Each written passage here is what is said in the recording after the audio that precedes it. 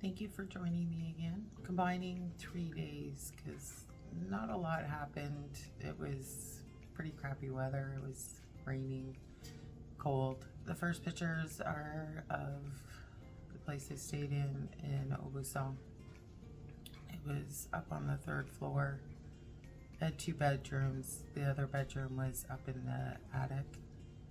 It was cute. It had a kitchen, a living room, little Juliet balcony, and I mean little, like you couldn't stand on it. It was tiny, but it overlooked the river. And early in the morning, you get to see the baker loading up the truck with all the bread in the morning. I went for a walk to get a cafe and a Swiss. It was raining. Then I packed up my stuff, and my next place I wasn't gonna get till 3, so I ended up going to Fellatin. I'll put the name in the picture. It is a cute little place I had passed by a few weeks before that I wanted to check out, and of course it's raining, so it's not that enjoyable. Stopped in, had a coffee, and the place that I stopped at, they must have had some damage due to the rain because they were busy fixing the roof, but the place was still open.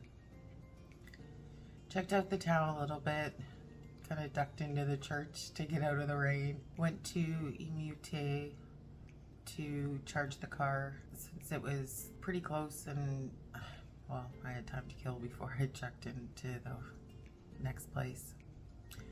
The next place was so nice. It was a house with this huge terrace, 2 bedrooms again.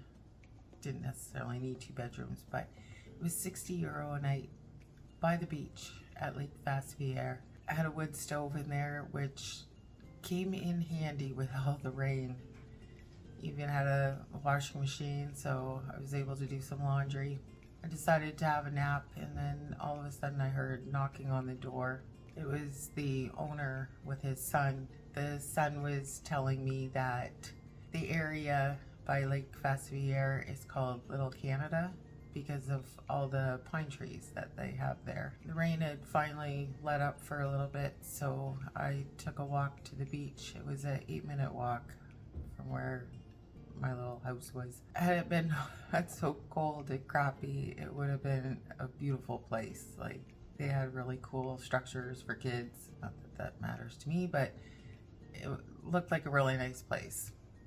It would be great in the summer. The next morning, I couldn't resist. I went back to Aubusson, went for a cafe and a Swiss. I had to go one more time. I can't leave that place. Walked around a little bit, and then there was a trail that I had passed from Lac de Vassivière heading into Aubusson. The only chance I was going to get to hike it was that day, and it was peeing down rain. I thought, well, I'm only going to get this chance, so I'm going for it. Now, the rain does make the greens pop.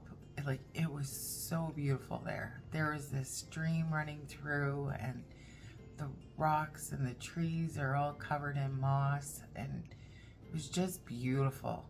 Then you walk through the forest, and there's some ruins in there, and then you come out to this big hill that's covered in heather, and at the very top of the hill, I looked down, and there was a pile of sheep all being herded out.